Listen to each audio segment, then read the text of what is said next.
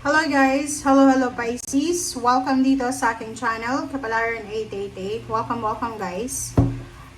Yung reading natin ngayon ay aalamin natin kung ano ba yung wake up call para sa atin. Like for example, ano ba yung kailangan natin na ma-realize? Ano ba yung mga, yun parang bago tayo makinig dito sa reading ko, kailangan muna nating tanungin ang ating sarili. Ano ba ang mga imbalance sa buhay ko? Ano ba ang align at hindi align sa buhay ko? Ano ba yung mga dapat kong i-change? Okay? Ano ba yung dapat kong alisin? Ano ba yung dapat kong itira? Parang ganun. So, tingnan natin, in general siya, love, relationship, spiritual, or kung ano pa man ang lumabas dito, Pisces. So, I hope na makaresonate ang lahat dito. Okay, basta i-connect nyo lang ang iyong intuition sa lahat ng baraha na lumalabas dito.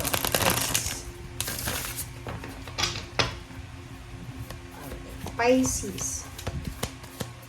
Kumusta kayo dyan, Pisces? I hope na maging masaya kayo. Doon sa nag-send sa akin ng, anong tawag doon? Yung, kalimutan ko yung pangalan. Wait lang guys. Shout out ko nga. Nakalimutan ko, matagal na pala to guys. Wait lang. Para to sa Pisces.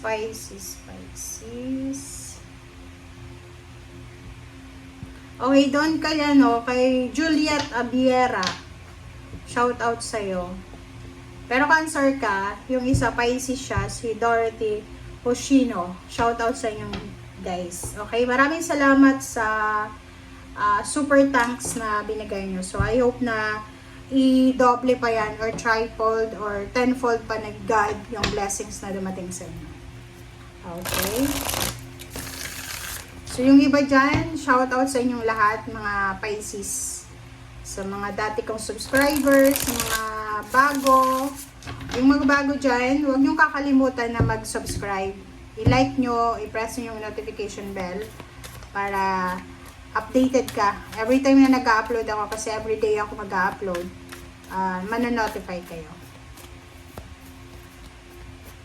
Alright, so, first card natin is Princess of Cups. Babae siya. Oh, wow! Okay. So, yun. Pisces. Dito muna tayo. Princess of Cups. Alright. So, ang nakikita ko dito, possible na merong relationship na magsisimula sa mga Pisces. If you're single, babae ka na Pisces or lalaki, kasi yung tarot natin guys, kahit sabihin niya na princess, prince, man, gentleman, woman, pero still walang gender yung tarot. Okay? So, ano siya, parang universal. So, dito sinasabi ng barahan na babae ka man or lalaki, possible na makatanggap kayo ng love offer or posibleng kayo yung mandiligaw or kayo yung makakaramdam ng love na kailangan yung sabihin sa isang tao. And sinasabi ng baraha sa'yo dito na yung posibleng love life na to na mabubuo ay pwede siyang humantong sa kasal. Okay? Or sa isang napaka-strong na commitment. Okay. So, mayroon ditong mga Pisces na posibleng kayo ay may paghahanda. Okay? So, like for example, you're preparing for a big party.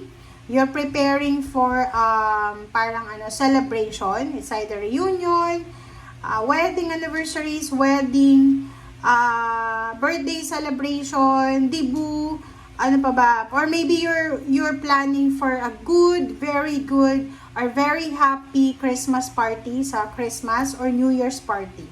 So, comment down below if you resonated.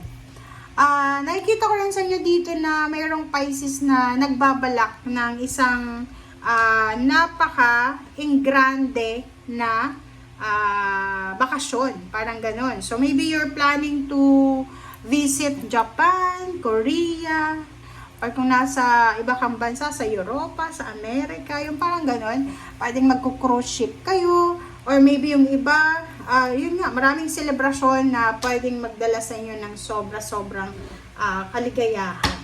Okay. Okay, Pisces. Tingnan natin, ano pa ba ang message na posibleng dating sa'yo.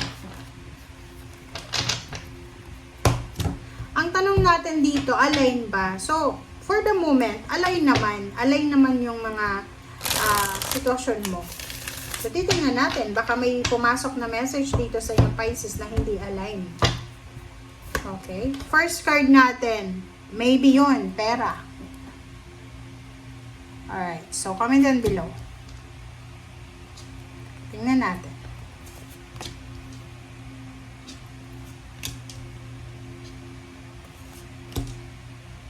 And sa ilalim mo guys is the Hermit. So, dalawa yung the Hermit mo Dalawa.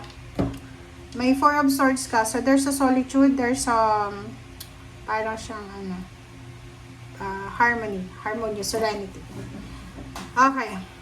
So, comment down below if you resonated, Pisces So, first card natin, doon sa mga Pisces na possible na kasalukuyan kayong mayroong mga problema sa pera, nangangailangan kayo ng pera, or nangangailangan kayo ng tulong, may mga health issues kayo, sinasabi ng baraha sa inyo na posibleng meron sa inyo na sobrang masaya, sobrang excited, it's because posibleng kayo ay, halimbawa kung may problema ka sa pera, marami kang utang, marami kang mga bills, or kung ano pa man, sinasabi ng baraha na you are confident, you are passionate, and you are excited, motivated, na parang ngayon, nakakaramdam ka ng pag-asa or relief na makakaalis ka sa kung ano man na sitwasyon or problema na yan.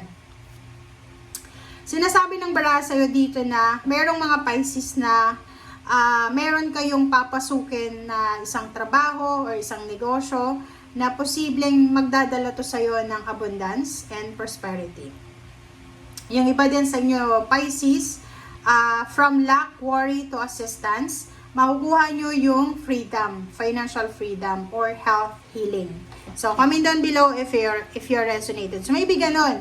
Habang nanonood ka sa ngayon, pwedeng tinatanong mo yung sarili mo, ano ba yung ano ba yung imbalance sa akin? Maybe may mga health issues kayo, financial issues, and marami kayong mga emotional issues na kailangan i-settle. So, sinasabi ng baraha sa'yo dito ng Hermit na kinakailangan nating isipin, ayusin, mag-reflect tayo kung ano yung magagawa natin para ma-resolve yung mga issues na to, yung mga question natin na kailangan masagot. Okay? Or the other way around, there's a fire sign Leo or Sagittarius na gusto niyang humingi ng tulong sa'yo sa usaping financial, gusto niyang umutang ng pera, or gusto niyang humingi ng assistance, financial assistance, or kung ano pa man.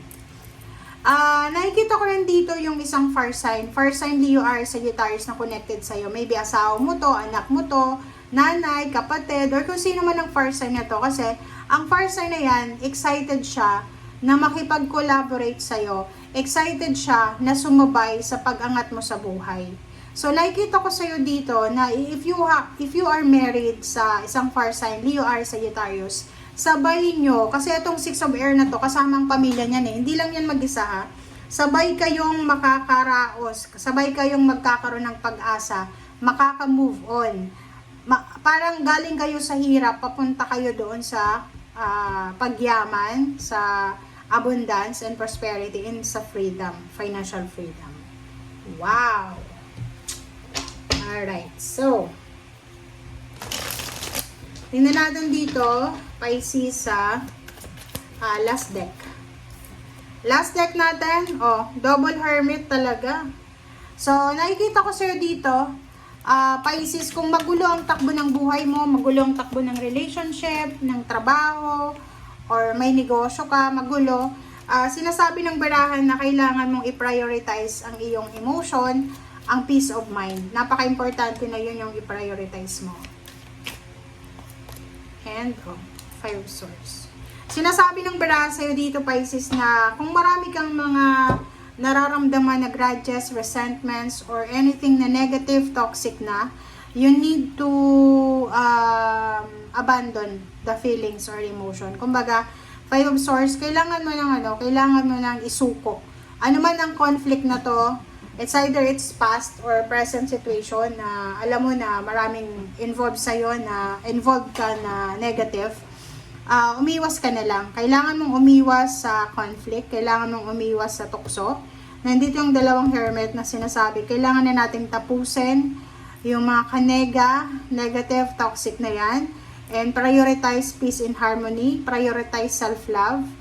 And Seven of Cups, sinasabi ng baraha, the universe will give you the freedom, the choices para magbago yung takbo ng buhay mo. Kumbaga, para kang bibigyan ng pagkakataon ng universe ang ating Panginoon ng chance na like makapag-shopping. Diba? Pag mag-shopping tayo, marami tayong choices. Okay, bibili ng television, maraming TV dyan na parang ganun din. So, bibigyan ka ng several options and choices ng universe, ng ating Panginoon, para mahanap mo talaga kung ano yung kailangan mahanap para magbago yung takbo ng buhay mo. Okay? Thank you guys for watching. And dito sa Five of Earth, so parang kung yan yung imbalance sa'yo, may mga health issues ka, may financial problems, sinasabi ng baraha sa'yo na posibleng yun, pwedeng makakatagpo ka ng doktor na pwedeng mag-heal sa'yo, or magkakaroon ka ng idea kung ano ba yung holistic way of healing, or sa usaping pera, pwedeng may ipipresent sa yung universe na pwedeng pagkakitaan. Okay? Para ma-resolve ang iyong mga issues. Thank you guys for watching. Bye!